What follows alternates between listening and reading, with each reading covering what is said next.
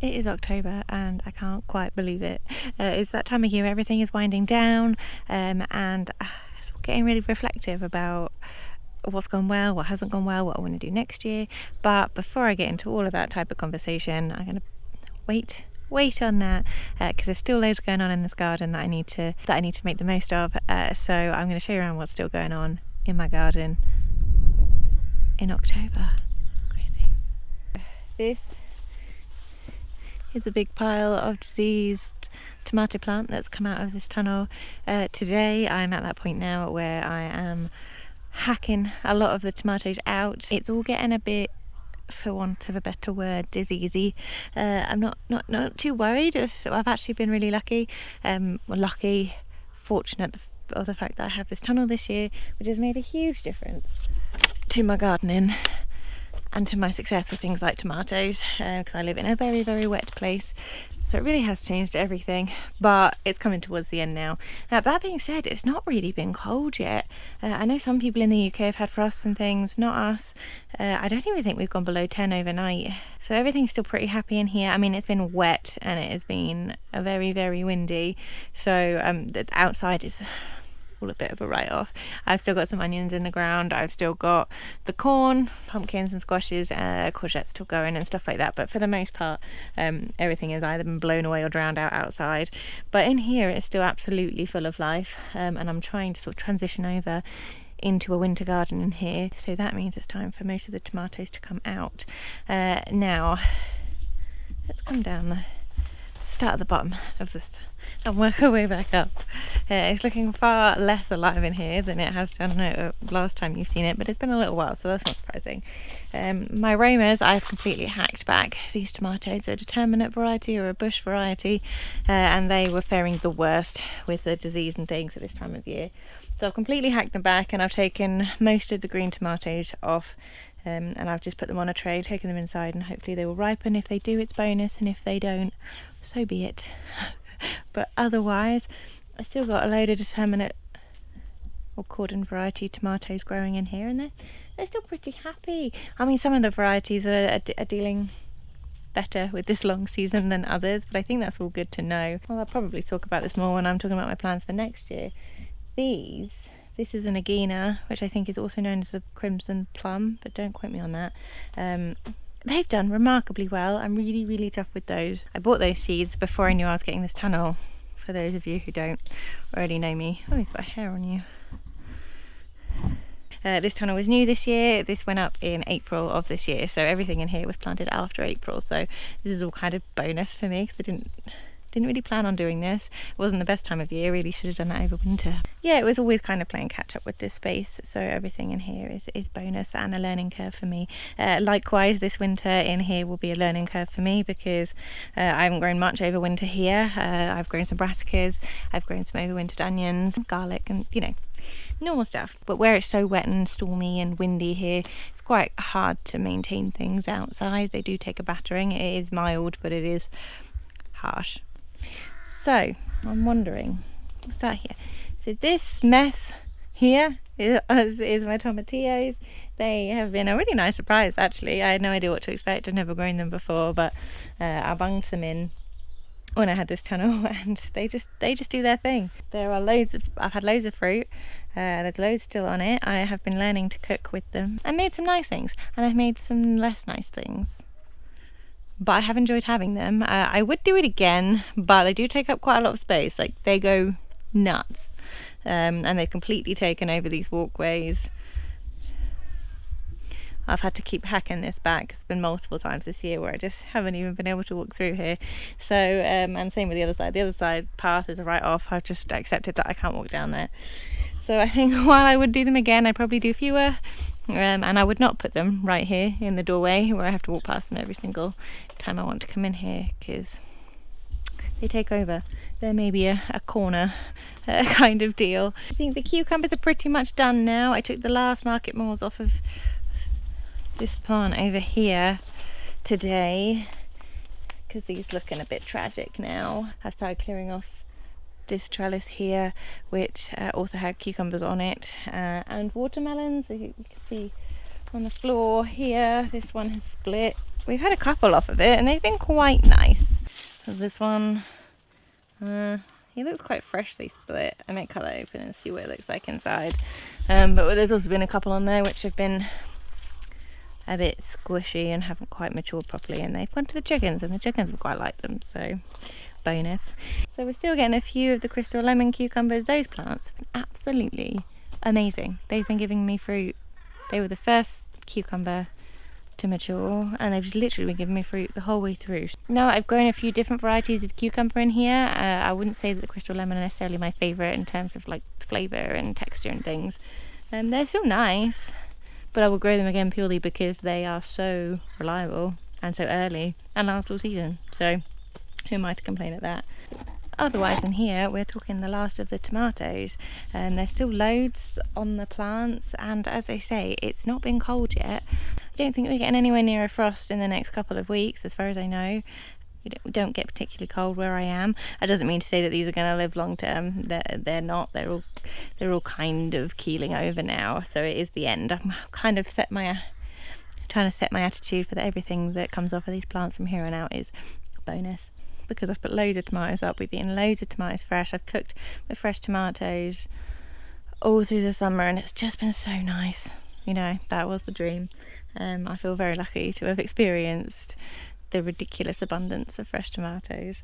Another thing I'm pretty chuffed with is, oh hang on, let me get you in there, is my peppers. I've been the world's most amazing success, but considering I only ordered this polytunnel in March and therefore only sowed the seeds in March, I have had, look at the size of that, this is my best one to date. So if that's not the most delicious pepper I've ever eaten, I'm going to be quite disappointed. But otherwise, coming around, and look in here as well, we've got a load, can you see? Let me point you in the right direction. We've got a load of really good looking red Anaheims. And these are really tasty. We've eaten a good few of these now. Oh look, another gherkin. I'll take that with me. Yeah, so the fact that I've been able to get ripe peppers out of this tunnel even though I started so late, I think is super promising. I have had a bit of bug damage. They've not gone perfectly. They were a little bit of an afterthought, but all things considered, I think the fact that I now have proof of concept and I can grow peppers in this tunnel here in North Wales, I think is really exciting. So I will do more peppers next year. I think I'll just think about it a little bit more in terms of how I go about it. But as I say, this year was really all just giving things a try in here, seeing what I can and can't do, and that experiment shall continue into the winter. But let me come over this side into the tomatillo jungle just to show you this cayenne plant, and look at these, and these, I tell you, are absolutely vicious. Never thought I was the most spice tolerant person ever, but I was pretty, like, you know, I'm alright with spice, quite like spicy something. Well, I put one of those cayennes into a big slow cooker full of jambalaya, and oh my gosh, I have had to water it down with some more tomatoes and things for the leftovers because I was sweating and I was crying a little bit. So there's still more jalapenos in here. I'm really chuffed with the size of these plants. I mean, I don't know if it shows on camera, but this is maybe hip high. And oh, that's gone a bit rotten. This is the problem I'm getting in here now. Stuff is starting to go a bit soggy, a bit rotten, but there's just peppers everywhere. I think I've got way too many hot peppers in here between the jalapenos, of which there are loads, and these cayennes. I am pretty spoiled for choice in terms of spice for somebody who's not hugely spice tolerant, so maybe I'll have to work on the balance of what I grow in here for next time. Where I've taken some bits out, I have popped some, these are some climbing beans I popped in here a good few weeks ago now, and they have clung on. I mean, I don't know if that's going to come to anything. It's pretty late in the season, but I had them, and I've had a pretty crummy year for beans, and it's my own fault really. I put them outside where I live somewhere so windy. They don't love that. They don't love that level of exposure, and I've not really given them enough support. So every time they start to take off, we get a load of wind, and then the structure's not strong enough, and all things for me to learn from for next year. And now on here I've got a load of things that are hopefully going to constitute a winter garden in here. I've already popped some brassicas in this tunnel. As I say, I did overwinter some brassicas outside last winter, and it actually went quite well. I'm not against doing that again, but I'll be honest, I've lost control of my brassica cage. It is a weedy mess at the moment, so it needs some attention. Things have been a little bit busy just in the rest of life, and I haven't got around to it, and I think what I might do is just take that off of my plate for now and trial having some brassicas in here over winter and see how that goes, with a view to definitely sorting out the brassica cage for the following winter so that I can get back out there and not use the space in here. But it would also just be cool to see how they do in here, because I have done them outside, so I know how that goes. And yeah, just see how they go in here. Likewise, broad beans. I didn't have loads of success with growing broad beans outside over winter. I've done okay with them starting them early in the spring, but over winter they just kind of got all soggy and a bit rotten, and there weren't many left, and it kind of just wasn't really worth it. So what I might do, I've started these broad beans, so I might pop them in here and see how they do over winter, just as a trial. And then I've got some more brassicas, and then this is some herbs that I need to get around to sorting. I've already popped some peas out here and some lettuces and things in the ground. I'm really just giving things a go and seeing how it goes. So while the tomatoes come to their inevitable end, along with most of the things out here, I'm just enjoying having stuff. I mean, the work is kind of done for all the stuff that's already in here and established. You know, the work is kind of done. There's nothing else for me to do besides kind of wait for their inevitable death. And every bit of food that I get between now and that inevitable death feels like free food at this point. I've already had the best gardening year of my life ever. So everything from this point on is bonus. I'm feeling really lucky. What I'm going to do right now, one more thing I might show you before I do that, is another little update. It's not garden related, but out here, say hey to the goosey boy. Don't come and see me because this is electric. So I think this has probably changed quite a lot since you last saw it. If you've watched my videos before, if you haven't, then welcome to my poultry enclosure. My chickens previously were in the food forest, which was in a different field on the other side of the property, but as you may be able to tell, there are chickens in here. This is the chicken run that was over there. We had quite a saga getting that over here. I took some clips and I'll show you. But it was a nice little bit of problem solving between us, between some unused fence posts and the lawnmower. We did manage to get it around here, all in a desperate bid to not have to take it apart. So this run behind me here in front of the polytunnel is the goose's house and his run. Potentially unsurprisingly,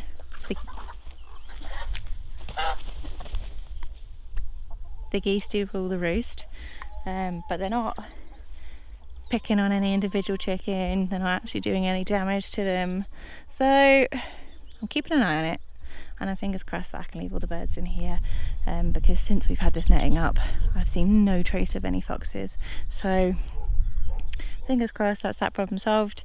But I'll have to just keep an eye on it because it's a bit of change. If I have to separate them out within the electric netting over here, then we'll do that. But all the time that they're getting along-ish, I'll just leave them all together. Now the garden is a big old mess, so I don't even want to go over there today.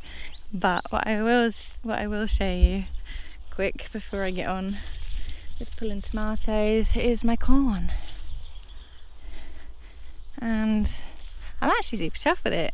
The beauty of growing sweet corn is that you don't really need to do a lot with it. Once it's out here, I just kind of leave it to its own thing. It gets a bit bad by the wind, but it just does seem to deal with it.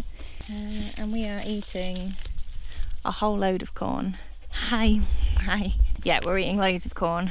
Corn with every meal, which I'm absolutely just loving. Last year I put some up. But with life being a bit busy, I am worrying about that less this year, and we're just eating it as much as we can eat it. I might put a bit up, but I'm not making a big deal about it. I would like to plan to do more next year, but life is what it is. That'll have to go into my planning. I think what I've not really taken into account in my plans for the garden and the land is that I go away ever. It relies on me being here all the time. And the difficulty of this kind of life is that while I love being here and I don't really ever want to go anywhere, summer is the time where we have all the other commitments. We're so much more likely to need to go away from the land. People come to see us, we go to see people get married and you've got to go watch it, all that kind of thing. Which means that even if it's just a weekend, you know, we live quite a long way away from most of the people we know, so it's always at least 3 days.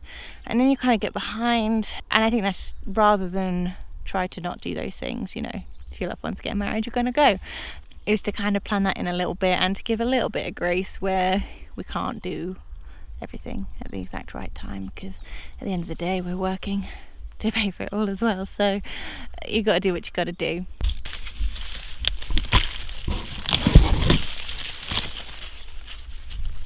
Which one should we have? Oh, that's good.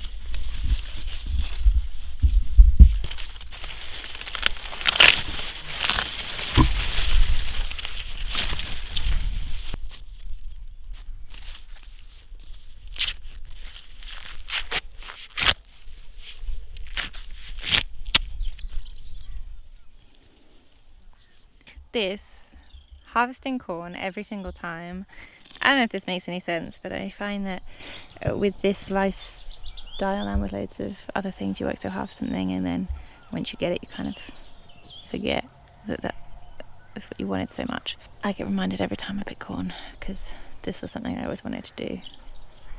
Living the dream.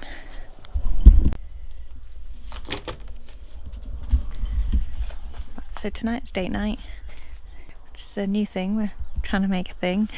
So before I get to that, I want to do another round of tomato canning. So I'm going to grab everything in here that's vaguely red.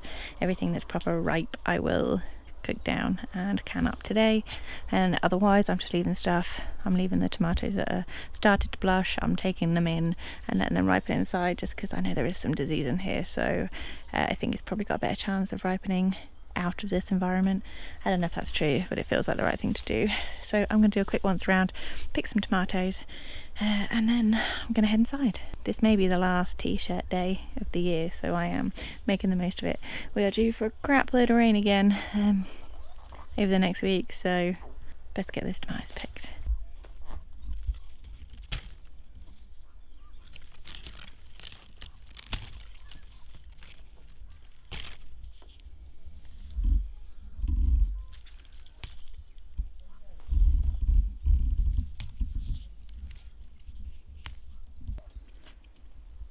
I don't know if end of season tomatoes are actually the nicest, or if it's just because I know they might be the last ones, but they're the nicest.